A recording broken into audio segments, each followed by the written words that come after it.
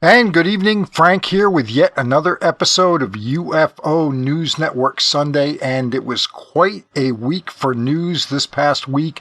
Some plot twists along the way in the long and twisted story of finding out more and more about this UFO stuff. So let's not beat around the bush. Let's get right to the big story of the week. It dropped early in the week on May the 3rd. On Monday, the project and announcement and evaluation of the Department of Defense's actions regarding the unidentified aerial phenomenon coming from the Department of Defense's Office of the Inspector General. Quite something from left field. I mean, I don't think anybody really saw this coming. It's very interesting. This is a hammer, no doubt about it. We've been hearing stories that the things just aren't moving along properly, that the whole effort needed a bit of a kick. And this is certainly that. Somebody pushed probably the best button that they could possibly push in regards to moving more facts coming out about UFOs along. And let's go into the details now. We've got... We plan to begin the subject evaluation in May 2021, so this isn't happening right away. It is happening right away. We're already in May 2021. The objective of this evaluation is to determine the extent to which the DoD has taken actions regarding unidentified aerial phenomenon. We may revise the objective as the evaluation proceeds. We will perform the evaluation at the offices of the Secretary of Defense, Military Services, Combatant Commands, Combat Support Agencies, Defense Agencies, and the Military Criminal Investigative Organizations. That is a tool that is in the Inspector General's toolbox. I don't expect that we're going to see anybody going to jail anytime soon over all this, but again, it's a tool in the toolbox. They can prosecute people. Please provide us with a point of contact for the evaluation within 5 days of the date of this memorandum. The point of contact should be a government employee or military service member, GS-15. Here's the send the contact's name to this redacted email. You can obtain information about the Department of Defense Office of the Inspector General from DoD directive and so on and so forth. So if you have any questions, please contact this redacted name at the DoD. And excuse me. And here are the, hang on, let me go over to the slide here. And here are the people who were sort of put on notice regarding this, secretaries of the military departments. So Secretary of the Navy, Secretary of the Air Force, and so on. Chairman of the Joint Chiefs of Staff, Undersecretary of Defense for Research and Intelligence, so on down the line. Commander of Central Command, Northern Command, U.S. Special Operations Command, Director of Defense Advanced Research Projects, Defense Intelligence Agency, that is Avril Haines, and let's see here, Secretary of the Military Departments, Missile Defense Agency, Geospatial Intelligence Agency. That's the Auditor General of the Navy, Army, and Air Force. So this is quite a bombshell. This is quite a button to push.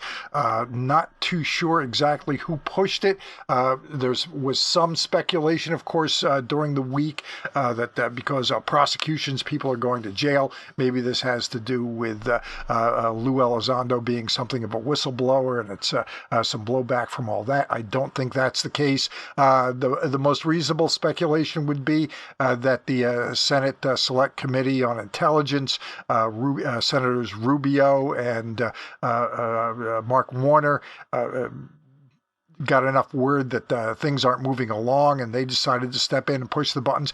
Maybe some of it came internally. Maybe some are acting in a little bit more of a prompt fashion than others, and somebody internally within the Pentagon got a little tired of this. Maybe it was a combination of the two. I think those are the most reasonable suspects in this. But needless to say, this is a big deal. I don't know if this is going to have any impact on when the report comes out. Remember, it's due in less than 2 months, towards the end of June. So we will see. But this is a very compelling button to push.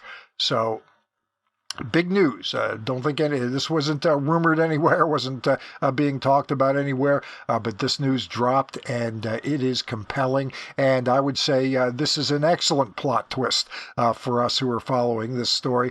This is something that we like quite a bit. And should like it quite a bit. A real hammer here, a real good button to push.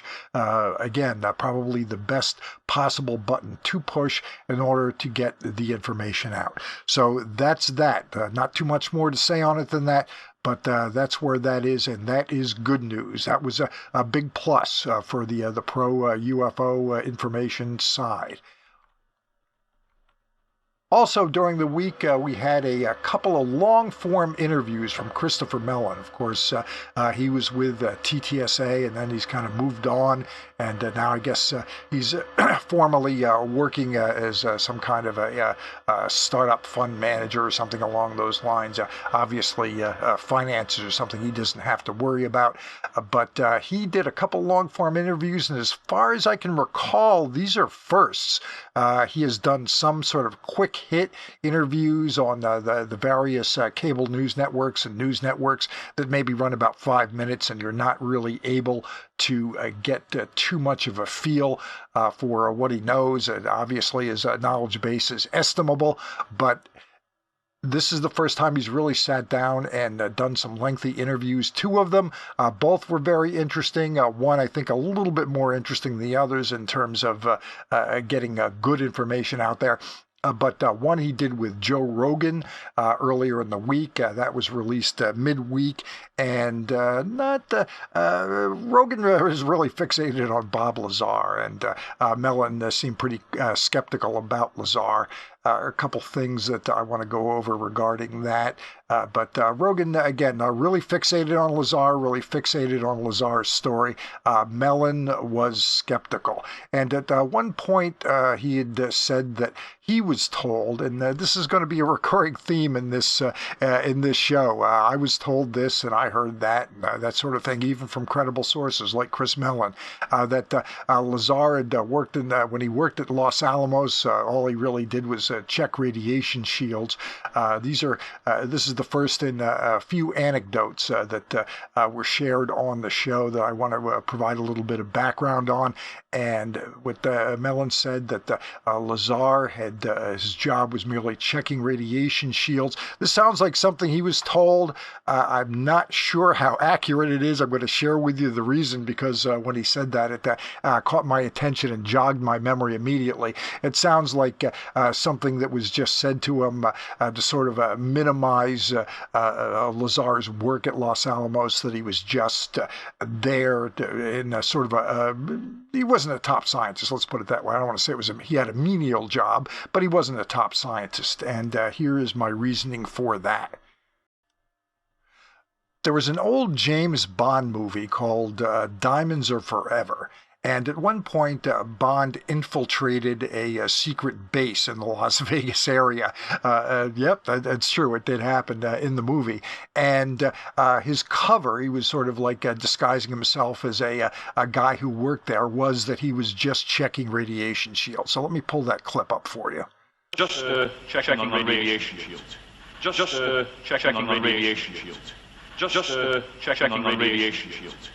Just So there's that. So we got that through. I put that on a loop. It's a pretty short clip. So that was one interesting little aside that they talked about. And again, you hear things. I think somebody just made sort of an offhand comment. A James Bond fan. We've all, if you're of a certain age, you've seen all those James Bond movies. And I think that's just basically, it was a little joke that Mellon didn't exactly get. That's what I think is what happened there. So that is that. Now, another thing that came up during this came from Mellon. This was another little anecdote where Mellon discussed an incident involving Steven Spielberg being at the White House with Ronald Reagan showing his movie E.T.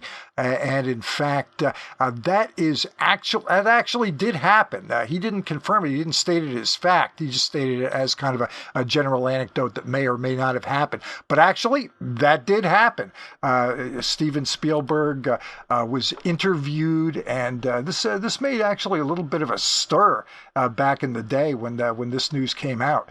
And I couldn't believe looking at the date, looking back on it, it's already almost 10 years ago when this happened. I thought it was quite astonishing. That was the most shocking thing looking back. It's been 10 years already because things were slow back in those days as far as UFO goes. So when Steven Spielberg goes on the record and basically confirms sort of an anecdote that had been floating around for a number of years, it did create a little bit of news, at least among us UFO folks. So here's how the conversation went. This fellow Quint wrote for this Ain't It Cool News website, essentially a movie website. I've heard a story that I wanted to run by you. I have no idea if it's true, but an effects friend of mine told me about a special screening of E.T. for Ronald Reagan. Have you heard this story? Spielberg, I was there. So this is great. You actually here's an instance where you actually have the person who was there, he's there, so you get a first person on the record account. It'd be nice to see a lot more of this type of thing as far as UFOs are concerned about some more important matters than this old anecdote, but I thought it was interesting and it made me chuckle when Mellon brought it up. So going back to Quint, the story I heard is that when Reagan saw it, he started talking about how close to reality it was, and he was quickly ushered out of the room. Is that true? Well, Spielberg says, well, no, that part wasn't true. And again, this is how these things get twisted around. The old telephone game in seemingly everything regarding UFOs. No, he wasn't ushered out of the room. He was the President of the United States. Nobody could usher Ronald Reagan out of the room. It was in the White House screening room, and Reagan got up to thank me for bringing the film to show the President, First Lady, all the guests, so on, so on. I think Neil Armstrong was there. I'm not 100% certain, but it was an amazing, amazing evening. So he just stood up and looked around the room almost like he was doing a head count, and he said, I wanted to thank you for bringing E.T. to the White House. We really enjoyed your movie. And then he looked around the room and said, and there are a number of people in this room who know that everything on that screen is absolutely true. And he said it without smiling, but he said it he said that, and everybody laughed, by the way. The whole room laughed because he presented it like a joke, but he wasn't smiling as he said it. So that's the way Spielberg recounts that particular story. I guess he didn't follow up with Reagan and press him on what he knew about UFOs, since Spielberg did make Close Encounters as well. But that was the movie that was showing that particular night, and that was the comment Reagan made. And yeah, you got Steven Spielberg on the record saying, the story was essentially true, not about him being ushered out of the room, but it was by and large it was accurate. And so I thought that was pretty interesting, and digging into the archives, I thought that was worth sharing with you all. So there was that, and then there was another one that Joe Rogan brought up about Jackie Gleason seeing alien bodies at an Air Force base in Florida. Now that one, that one is essentially true, but there are some problems with it. Let me get to. I have a tough time reading off the smaller. Off the small text on the uploading software, so I have to look at it in a different program. But basically, the way Rogan recounted it was Larry Warren of Rendlesham Forest fame, and someone who was while he was stationed at Rendlesham while the Rendlesham Forest incident took place, he's proven to be somewhat less than a really credible source on a lot of other things that he's taught, a lot of things that he said, a lot of things that he's recounted, and how he's put himself into different situations. But he had apparently said that Gleason told him directly, essentially the essence of the story. The essence of the story is accurate, but the source is Mrs. Gleason herself. She was interviewed in the National Enquirer back in 1983. It was while she was going through a divorce with Gleason, but the essence of the story is true. Some key facts, like I say, I'm highly skeptical of the fact that Larry Warren became UFO buddies with Jackie Gleason. He heard that story directly from Gleason. I think that tends not to be the case. But again, the essence of the story is true, a little bit off. And again, you see, let me, there's the Ain't It Cool news story, and there's the Gleason story. So you get to see those. And yep, that was in the National Enquirer back in 1983. And yeah, Mellon also discussed a video of supposedly UFOs that were shown on the television show Nightline back when Ted Koppel was hosting it. This was back in the 80s. So let's that was tracked down, and let's take a look at that particular video. This is it. Can't make out too much from that, but that's the video. You get to see it for yourself and judge it for yourself, looping that over a little bit. So that was that.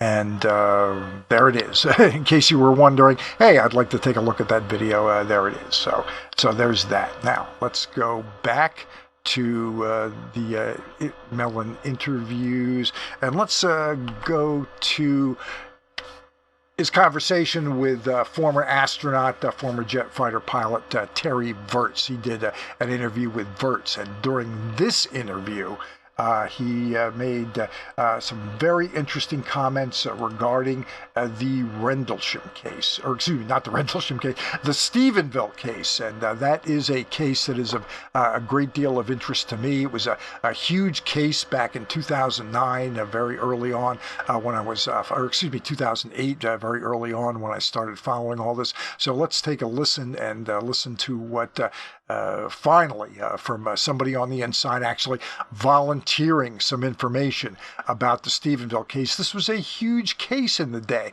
It was right in the middle of when the ATIP program was operational. It happened over the continental United States, the land. It wasn't out over the ocean somewhere on some naval training exercises.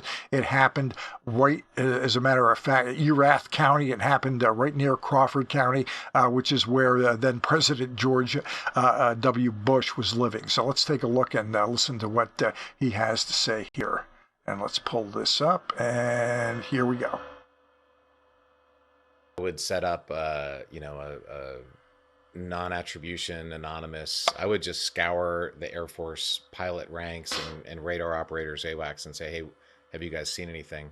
That's the only, we have the data we have, but knowing the culture, I bet you there's more data out there that people haven't reported. I promise you there is. Yeah. I'm in touch with people on the task force, some of them, and I know there are many other incidents that they're aware of that are not in the public domain. I also know there have been incidents over the years. For example, there was an intercept in Texas during George Bush, the younger George Bush's presidency, of an unidentified aircraft that was approaching his ranch. And FAA radars were tracking it. The Air Force scrambled some F-16s, and there was sort of a prolonged chase and engagement there near Stevensville, Texas. And during the ATIP program, one of the Air Force officers who had top secret clearances and so forth tried to interview some of the F-16 pilots, and they refused to talk. They said, we've signed non-disclosure agreements, and even though you're Air Force, and even though you're supposed to be investigating this phenomenon, we can't talk to you. And so there's that kind of information that is out there, but who's got that? Who's ever recorded that, and where does it reside? What it was that they saw and encountered, and so forth. I think there's a lot of data that is available potentially that's not been tapped or looked at yet. And it's about time somebody finally brought up the Stephen case. Good job, Christopher Mellon. That was a nice little plot twist this week. I wasn't expecting that coming. I've been talking about Stephenville in the context of ATIP really since we knew when that program was operational, what years that was operational. Hey, right in the middle of all that, there was the Stephenville case. And let's talk a little bit about what happened with Stephenville. And there was a report written by MUFON, by Robert Powell and Glenn Schultz, where they were able to FOIA out the commercial radar readings. And in that information, they were able to make this determination. As to what these witnesses saw, it is difficult to determine. It was not any known aircraft. The enormous size of the object, its complete silence, and its ability to travel at high rates of speed and to remain stationary or travel at slow speeds is not explained by any known aircraft. The smallest size calculated from witness descriptions was 524 feet, and most of the calculations based on approximate distance of the object and the witness descriptions of degrees of sky covered by the object indicated an object closer to 1,000 feet in size. Twice, radar picked up an unknown object flying at 1,900 to 2,100 miles an hour. Admittedly, it could have been a coincidental radar hit, but in both cases, that coincidence occurred when a witness saw a very fast-moving object in the same direction as an object painted by radar. Twice, radar tracked slow-moving objects for extended periods of time that were very near the witness location in the direction described by the witness, and at approximately the same time that the witness saw the unknown object. It is very difficult to dismiss witness testimony that is corroborated by radar, and to further augment the strangeness of these events, radar tracked one of those two objects for over an hour as it traveled toward Crawford Ranch. The authors cannot comment on the source or origin of this object, but it is clear to the authors that the unknown object was real and not imaginary. Why are more people not pressing on more information about this case? I certainly have when I've had the opportunity. And here's that quote from George Knapp. He did an Ask Me Anything over at the Coast to Coast website a while back. This is the best chance that I got to get in this question, and this was it. The answer is yes. However, that part, my question is obviously, did ATIP or OSAP take a look at the Stephenville case? And obviously, from two different sources now, we've got to confirm that they did, from Melon and now previously from Knapp and now from Mellon. The answer is yes. However, the part that is fuzzy is whether it was ATIP or OSAP. Mellon said it was ATIP. The program had two names. OSAP was the first name, and it mostly referred to the private contractor Bass. I do not have a security clearance, so I'm not supposed to know some of this stuff, but can say with some level of confidence that the Stephenville case did garner some attention. I can't say for sure whether that was the folks in the Pentagon who looked at it or the private contractors, but they did exchange info on a fairly regular basis from what I understand. This is one case that, you've got all these UFO activists sending letters and correspondence to Congress asking for more about this stuff, about get us disclosure, blah, blah, blah. We've got real specific questions that we can ask, and real specific places that we can send this information. And frankly, it's misdirected. And honestly, Robert Powell is a member of the SCU. They're ones who gathered together a bunch of scientists saying that we should get this information out. And when I asked him what he thought about all this, he said it didn't happen. They didn't look at it because, and the reason being, according to Powell, was if the military had looked at the Stephenville case, I would have known about it. Well, I think we've got two pretty solid on-the-record sources that are saying that they did look at it, and we need to start asking some more questions about it. So that is the end of that.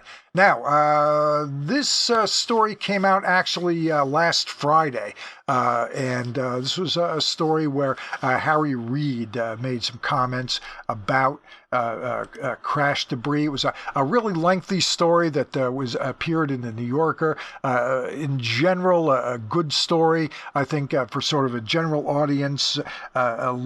But what I think I would describe it as a good story for a general audience, but it was nice to have a little bit of information that was good for us as well. And the quote here from Reid, well, it goes back over some old ground regarding a discrepancy and a retraction from a New York Times story last summer regarding crash debris. And there was a little bit of back and forth about that. Skeptics seize on it and make a big deal out of it. I don't think it's that much of a big deal, maybe just a clarification. Again, not a big deal, but the author, Gideon Lewis Krause, did follow up and ask Reid about it and ask him to clarify. So he covers it, and I think this was the most interesting part of the story to the folks like us, the folks who follow this stuff. The inside baseball stuff. We want to know. We already know a lot, and we want to know more, basically. So in the story, Keene and Blumenthal wrote that Harry Reid believed that crashes of vehicles from other worlds had occurred, and that retrieved materials had been studied secretly for decades, often by aerospace companies under government contract. The day after its publication, the Times had to append a correction. Senator Reid did not believe that crash debris had been allocated to private military contractors for study. He believed that UFOs may have crashed, and that if so, we should be studying the fallout. When I asked Reid about the confusion, he told me that he admired Keene, but that he had never seen proof of any remnants, something Keene had never actually claimed. Which is accurate. She didn't say that. She didn't write that. But he left no doubt in our conversation as to his personal assessment. I was told for decades, here's that theme again, I heard this, I heard that, okay, that I was told for decades that Lockheed had some of these retrieved materials, he said. And I tried to get it, as I recall, a classified approval by the Pentagon to have me go look at the stuff. They would not approve that. I don't know what all the numbers were, what kind of classification it was, but they would not give that to me. He told me that the Pentagon had not provided a reason.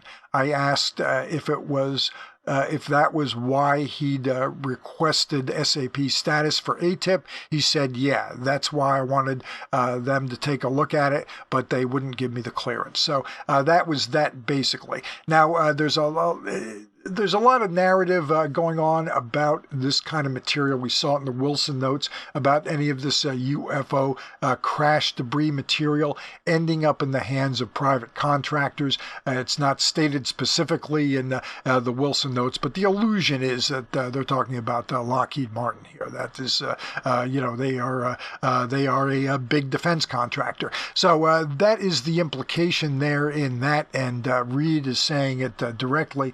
But I've never, and also part of the narrative I should add, is that it's a great way to avoid FOIA requests, as if classification itself doesn't work, because obviously it does. And you can keep Harry Reid out of a program.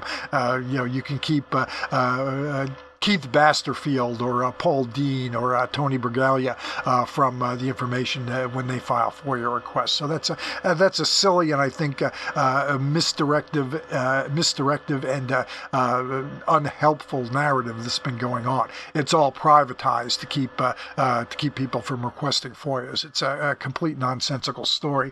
And one of the reasons that I think that's the case came up in the past week over at the War Zone, the Drive.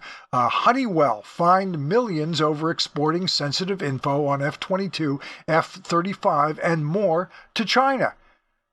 You can't possibly be telling me that any defense contractor, Lockheed-Martin, I don't care who it is going to do a better job at keeping secrets to the government. So the idea that they would give this sensitive information over to a private contractor, no matter how confident they are, no matter how how many of their own guys essentially who've taken the golden parachute and moved over into the defense contracting realm and are working on the other side of the tunnel essentially that they'd be doing this. But the details on the story are basically this: the U.S. government and defense contractor Honeywell have reached a settlement over alleged violations of portions of the Arms Export Control Act. The matter at hand had to do with Honeywell's alleged unauthorized export of dozens of technical drawings related to components of various aircraft. The B-1B bomber in there, F-35 Joint Strike Force fighter, F-22 Raptor, Tomahawk cruise missile, M1A1 Abrams, to multiple countries, including China. Not just China, but to multiple countries. American officials contend that some of the disclosures harm national security. Honeywell denies it, of course. The U.S. State Department announced the deal in which Honeywell agreed to pay $13 million in civil penalties, among other things. Of that amount, the payment of $5 million was immediately suspended on the condition that the company put it toward remedial compliance measures. In other words, they need more money to do their job right, so they get a kickback essentially on their $13 million fine. So they only took $8 million from them. So that's basically that story. I think it does a good real world story that kind of knocks down some of the more extravagant UFO narratives that float around. That have floated around. Number one, that people are actually going to go to jail because of this UFO cover-up. That's pretty clearly not going to happen. And the other is that basically the military-industrial complex is going to hand the keys to the kingdom, essentially extraterrestrial functional aircraft to the private sector, to any private contractor. So that is basically that. And finally, we did get a curveball this week that caused some consternation, at least on my part. A plot twist that, to be honest about it, didn't look good to me. Of course, it's been talked about for a while that Jacques Vallee's book, The Best Kept Secret, was on its way. It was going to be published earlier this week, and to tell you the truth, I was actually thinking about buying it, putting a crowbar in my very own wallet and buying this book so I could read it myself. What it purported to be, based on the description at the original Amazon site where it was available for pre-order, was that it would be a look into basically the details of materials research that Vallee was doing, his own work with ATIP and Bigelow and so on and so forth. And we found out within the last day or so and he's been working on this for years. This is from 2017 Contact in the Desert, before we even got the To the Stars Academy announcement. So it's been going. He's been working on this for a while. But what we saw last night was something quite different. Apparently, the book is going to be reworked. At Trinity, The Best Kept Secret. It's apparently, at least according to this reworked cover, going to focus on a case from 1945 out in San Antonio, New Mexico, where a craft came down. This is one of the pieces that apparently was studied.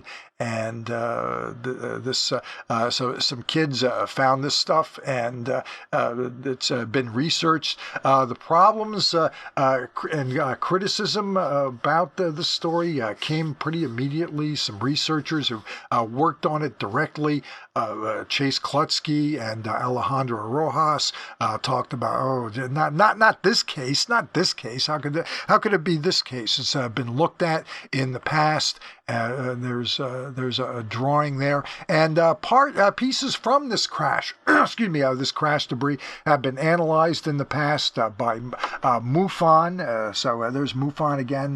Once in a while, they're not making bad news for all sorts of unfortunate things. But in this case, they got hold of the piece. They had it analyzed. Requested by Jan Harzen. We haven't heard his name again for a while, so that's a good thing. But basically, it goes through the story. They did have it, and what these parts are cast aluminum. They're very ordinary, and The folks that are familiar with this case and have worked this case directly, they kind of are shaking their heads. Yeah, it's Vallee, but they're shaking their heads on this one. They can't figure this out. So maybe he did pull a rabbit out of his hat, and they've done some additional analysis. But according to this report, this Frontier Analysis Limited, it's ordinary. It's an ordinary piece. It's cast aluminum, very earthly. Isotopic ratios are normal as to be expected. Nothing to see here, at least according to this report, and some additional editorial comments from the authors who worked on it. The witnesses, they seem more interested in money than anything else. So we'll see. It's a field where rabbits get pulled out of hats. We're in a period of lots of plot twists, so anything can happen. Who knows what's going to happen next week? Rumors coming up that 60 Minutes is going to do a story on this UFO stuff as it's been going down over the last couple years, 3 years now, and we'll see if that happens. Good reason to believe that it is, because a couple of 60-minute producers with the official blue badges on Twitter have sort of hinted around about UFO stuff, so could very well be that they are working on it, and if they are and they're just about done, we should be seeing it maybe as early as by the end of this month. That would be my guess. That's about the turnaround time on those types of stories. So we will see, and we will keep you updated on the news. Like I said, I think we had there's the artist's rendering of the UFO, so we do have a little bit more. And then back to the top story. This is the best news of the week, that this UFO reporting from the Defense Department and the DIA and all the rest has gotten a little bit of a kick, and I think that's what it needs, and we'll just take it from there. And hopefully this show gave you a little bit of a kick, and I'll be back as soon as I've got something more to talk about for however long I have to talk about it. So enjoy the rest of your weekend, everybody. Thanks for coming in, and have a good one. Bye bye now.